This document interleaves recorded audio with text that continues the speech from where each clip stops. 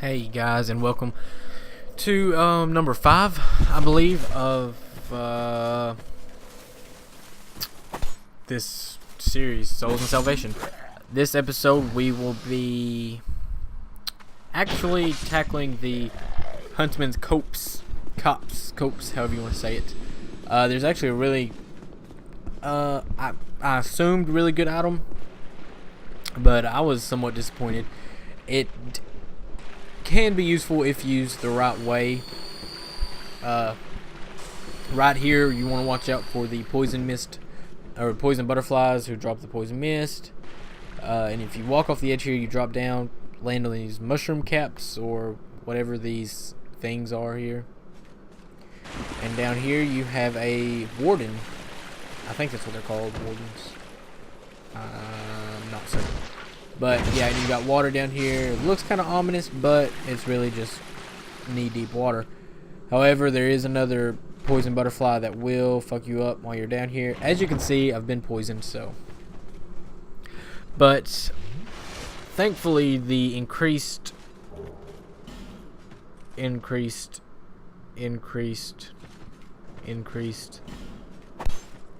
critical damage, I think that's what it's called, for backstabs and riposte really helps out. So yeah, the item was what we got from this chest, Picard's rapier, and that's supposed to be a really good weapon, and it can be, like I said, if used the right way, and the right way will be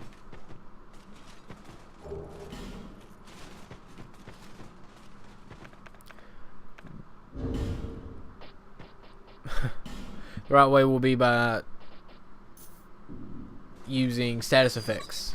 Honestly, I think that's the way it'll work, is status effects, which I don't use it. I'm not going to use it in this episode, so I'll actually show its moveset off. But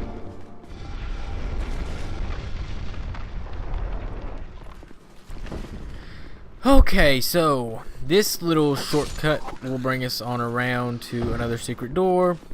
I'm kind of losing track of my thoughts actually, so excuse me, please. Out here you have several enemies. This is actually right on the other side of that cave where you drop off. This is actually right on the other side of it, so you really don't miss anything. You're gonna get to every point.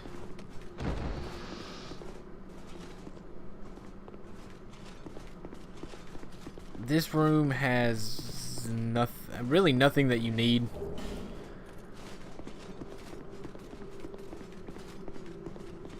So I think you get a flame butterflies. I think that's what this is here. I'm not certain. No, it's a soul item. I really can't remember. This one is a bandit's knife. Oh, bandit's knife. That's pretty good weapon if you use it strictly for backstabs. Maybe plus it up, and then use it for its critical damage. So yeah, because I believe it gets and it causes bleed also, I think.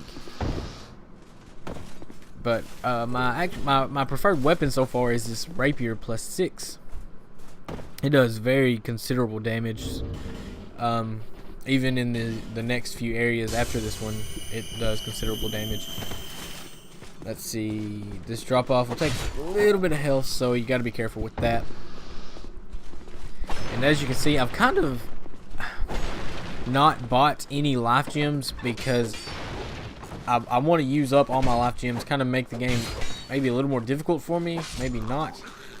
You can also bust these boards on this window to lighten up the room a little bit. But as I was saying about the life gems, I'd really like to kind of amp up the difficulty a little bit by taking away all the healing items and just using maybe miracles and Estus flasks. So that's kind of what I've been trying to do. Although I may not stick to that because life gems are just so darn useful. We're actually about to be at the next, or the second bonfire of the area. Down this ladder. hit the summon sign for whoever it is, because I do a lot of co-op, and we will knock down this tree, which is, I think this is the second and only tree in the game that you are able to knock down like that. So yeah, kind of cool aspect, but not used to its full effect. You got a few weak enemies here, nothing too crazy, nothing. I believe this guy is carrying a torch to kind of show you the way to go. I don't know. In video games, a lot of times the developers will use lighting as a means to guide players. You can see it in Skyrim, in Portal, in just a lot of games. You see it with Dark Souls. It's such a it's such a dark game. You know, the lighting really can be used in a really specific way. And a lot of times that's how developers kind of guide a player through a game, is using lighting. And I believe that's what that one enemy was carrying the torch for, because you could see back just a few seconds ago there was another torch lit on over a ways away, which, since Dark Souls is such a dark game, I feel like that's how they just needed to go about doing the lighting. I don't know, I'm kind of talking out of my ass now. But these sickle wielding dudes, I think they're called modified undead.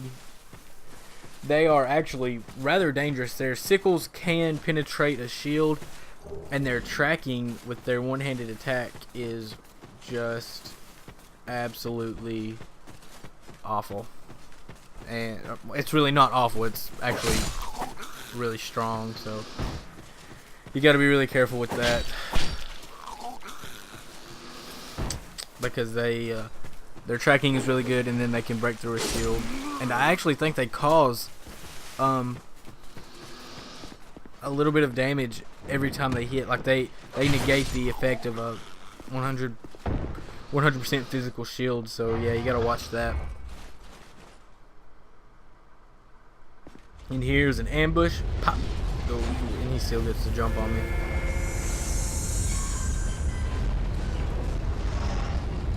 Pull this lever to pull down the bridge.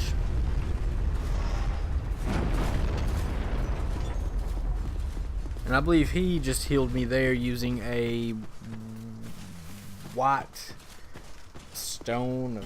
I don't know what it's called. I'm not certain. I don't remember.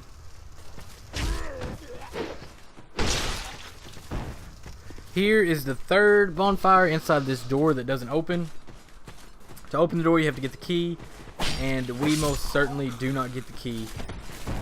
Or, well, I do not get the key.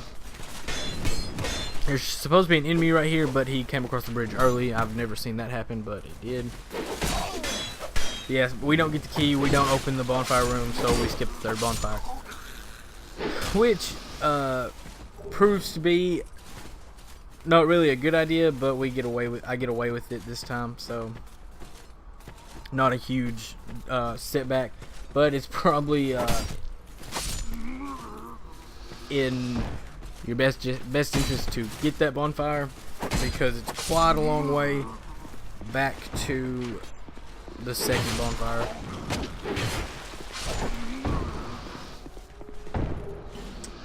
Let's see.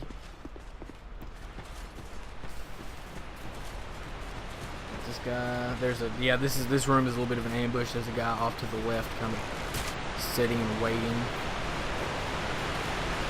Let's see. Oh, and I'm about to be invaded by Merciless. Is it Rowena? Yeah, Merciless Rowena. That's her name. I actually paused and tried to get a backstab, but couldn't. I don't know what the deal was with that. She has a chance. You can get all of her gear. I've actually only ever gotten her headpiece, which increases the number of souls you acquire with each enemy. So it's pretty useful. You know, you can stack it with other pieces of armor, so it's kind of cool. Now this boss,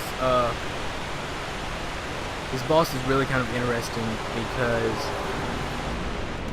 the artificial difficulty really, really can be almost too much when you don't know what you're doing.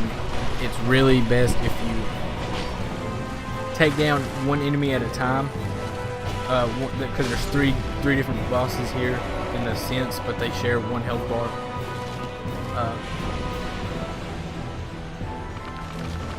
If you take down one, so each time you just defeat one, he will conjure or summon up four smaller skeletons. And so if you destroy all three and don't destroy any of the smaller skeletons, it's really easy to become overwhelmed because bone wheel skeletons are actually here. And see, we didn't use very good teamwork, and he actually destroyed the other two, so we had all three of them destroyed at once. And by doing so, it's really easy to become overwhelmed. And so my suggestion is to most definitely try and take them down one at a time and deal with their smaller enemies one set at a time, one set of four at a time. Because the bone wheel skeletons, just like in Dark Souls 1, are assholes in Dark Souls 2 as well. So really want to try to avoid it. But we pull through, so it's no big deal. No big deal. I appreciate his help. Bang, bang, bang. See you later. One. I don't know what he's trying. One clutch kid. I'm not sure what he's trying to. I suppose it's supposed to be kind of slang terminology for one clutch kid, whatever that's supposed to mean. I don't know. I have no idea. Here we have another little lever to pull to bring this bridge down, and we're actually getting into my favorite part of the game. These next three or four areas are my favorite areas in the game. They're my favorite areas in the game. In terms of difficulty, enemy selection, and all of that, they really. But then again, I've heard a lot of criticism against one of the areas in particular. I've heard a lot of criticism against it, so we may hear a lot more criticism because it's kind of to each their own, I suppose. I don't know. Are you a traveler? We're going to run back out here through this poison pit, out of this first bonfire. Trader. We're going to talk to I travel about collecting. But I really don't give a shit what she has to say. I start off talking to her, but she talks so slow and doesn't say fucking anything. Nothing she says matters, so Visit me again. I just skip through most of her I'll dialogue. provide. Now she sells some Titanite shards. She sells 10 right now. Later on, she'll sell infinite Titanite shards and only have 10 large. Then later on, more so, she'll sell infinite Titanite chunks, which is super fucking good. Right before end game. So, and she sells 5 slabs or 3. So she's got a good little assortment. But we're going to jump over to, I think we're going to go to Majula really quickly. Yep. We're going to jump over to Majula and do a couple of things really quickly. Because that's just what I felt like doing. I'm actually post-commentating this because I really just felt like playing the game. I didn't feel like setting the whole thing up. I just set up my capture card and started playing. No interest. There was really no rhyme or reason to anything I was doing. I just sit back, relax, and went on with it. I was checking here because I'm not certain at what points she starts selling infinite Titanite shards and Titanite chunks, and I'm pretty certain that she only sells infinite chunks after you defeat Nashandra. However, before you go into New Game Plus, yeah, that's how, I'm pretty sure that's how it works. Before New Game Plus, after Nashandra, so she'll sell. I mean, she may do it sooner than that. I'm not certain, but that's when she always does for me. I don't know about anybody else or anything else. We're gonna upgrade a couple of weapons here.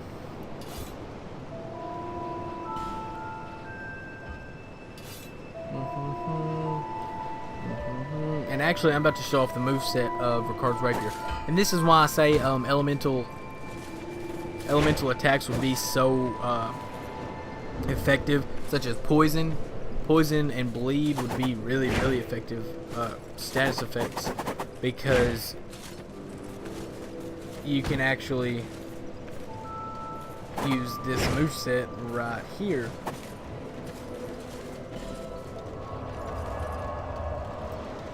It's actually the exact same moveset as from Dark Souls 1.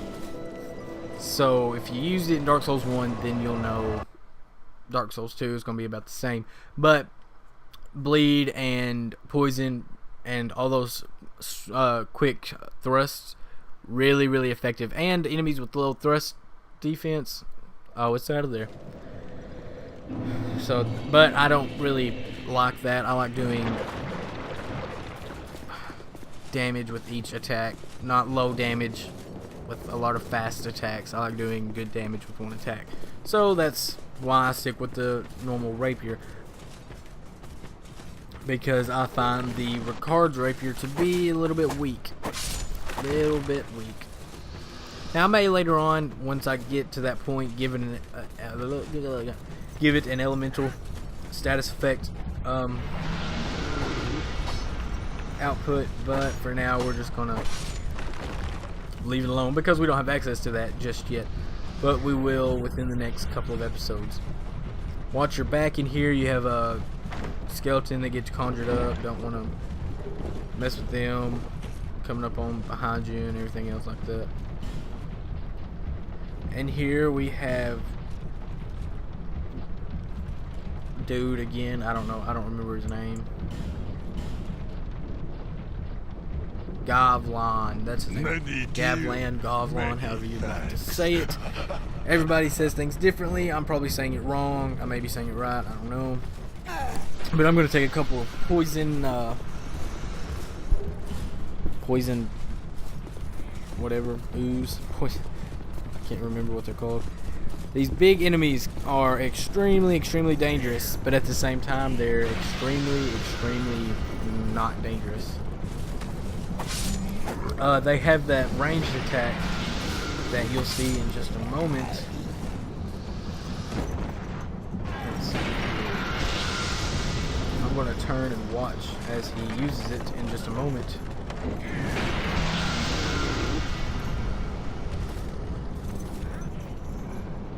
Yeah, you can see him using, is it just one of them using it there, or both of them? Yeah, you can see that ranged attack. If you get hit by that attack, you get messed. Man, it takes so much damage. It hits hard as fuck. So, while that's dangerous, at the same time, as you can see, it has no vertical aspect to it. It gets thrown in a straight line. It may have some homing properties, I don't know, but it does not go up and down, so it's easily avoided. But at the same time, if you are to be hit by it, I'm not sure that it would one-shot me at this point, but it would put a serious dent into my my health bar. I don't know where this enemy came from. He just kind of appeared somewhere. We failed summoning that guy. We don't really need him. We don't have a boss for a little ways, so not a huge deal. Just gonna keep on plugging on. Here's these are actually good enemies to farm for Titanite.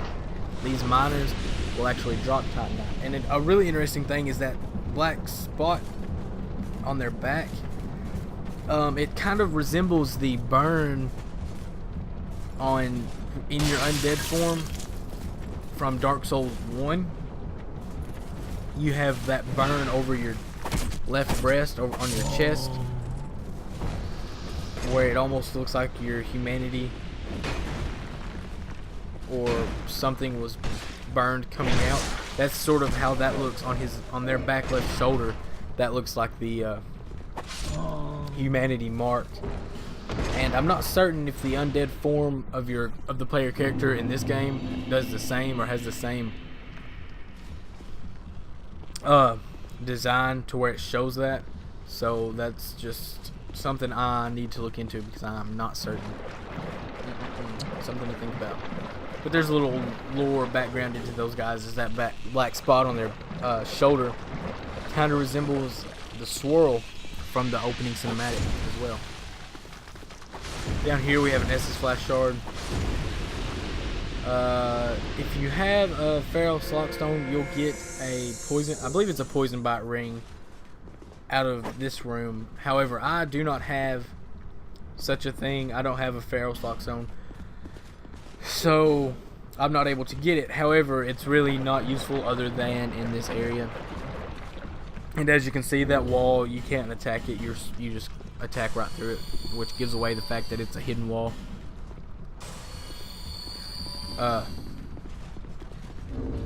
So yeah, that's definitely something to be aware of. But I really don't find a use. The poison bite ring would be good in the first DLC as well, but that's a long ways off for us, so we're not going to worry about that just yet.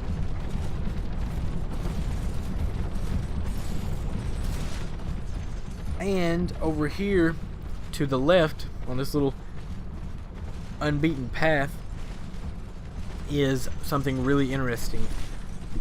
We have another sickle enemy here, another sickle modified undead. So this is a good showing of their tracking.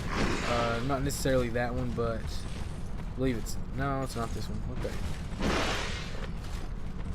Maybe it was the first one. I distinctly remember their tracking this here.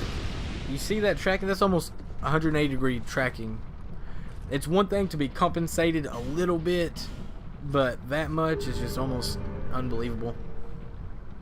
Now this is the Altar of Sunlight? Yes, Altar of Sunlight. Now, interesting thing, a lot of speculation has gone around about Dragon Lake being built on top of Lordran from Dark Souls 1. I distinctly I disagree, because the Altar of Sunlight was on the battlement wall in Lordran, and how in the world would it get underground such as it has here in Dragon Lake? So yeah, questions. You really, in this area, don't want to break any jars unless you absolutely have to, because most of them and or all of them are filled with poison liquid, which will give you pretty much instantaneously poison you. So yeah, be aware of that, and don't get caught in the green mist by these little beetle bug things, because that'll poison you as well. Really got to be careful here, because there's several of these miners, and they hit pretty hard. I'll actually take a hit off one here in a little bit, and you'll see this my poise at work. Actually, I think it's the first time I've ever noticed poise being effective in Dark Souls 2, which is kind of sad, because poise really isn't even a factor in Dark Souls 2. Okay, one. I'm still getting the hang of the rapier thrust. I seem to miss an awful lot when attacking with the thrust attack.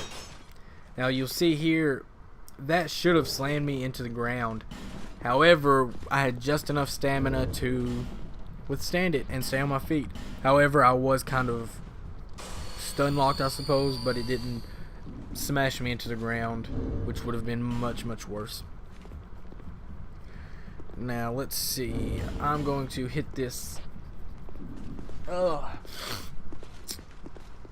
life gem address our cohorts in this for the boss fight. I actually am able to summon him for the next area as well after this one. This boss here, I was actually testing to see if I could power stance the 2 rapiers, and I wasn't able to, so to hell with it. Poison pine resin, well, rotten pine resin. I don't know if it's really effective against this boss, but I went ahead and used one just to see how it worked. This boss is really easy. You got Jabba the Hutt here, and the biggest threat is being eaten. The problem with that is when he eats you, he actually takes all your armor off. And I've only had that happen to me one time, so it's a grab attack with his mouth, and it's really hard to be hit by. You really got to be conscious of that roll as well, and he'll finish it up by rolling again. And those two, I don't think you can cut his tail off, but his grab attack where he eats you is probably his most dangerous attack, because then you have to go into your inventory and re-equip all your armor and or weapons, and that is just something that most people are not prepared for when fighting bosses or enemies, because if you're like me, you kind of hoard everything you pick up.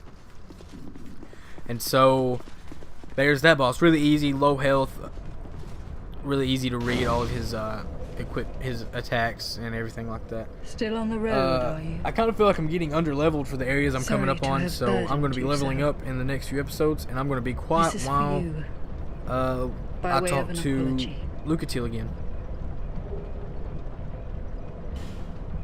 I found my thoughts growing hazy.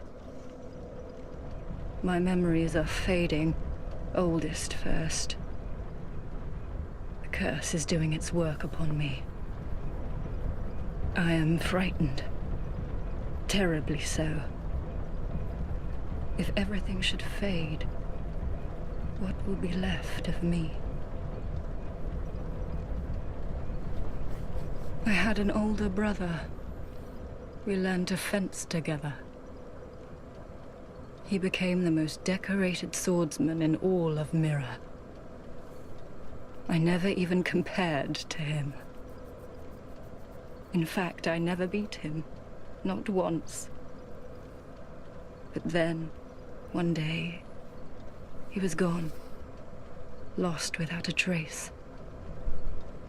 Now I'm certain that he was taken by the curse.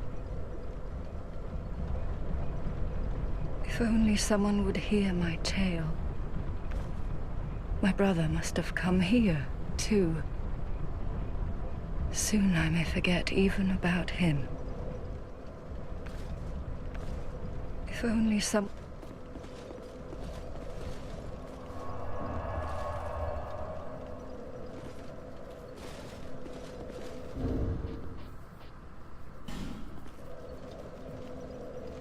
Alright, so I believe that's going to be it for this episode, guys, and until the next one, I hope you guys are enjoying the series, and I'll catch you later. See ya.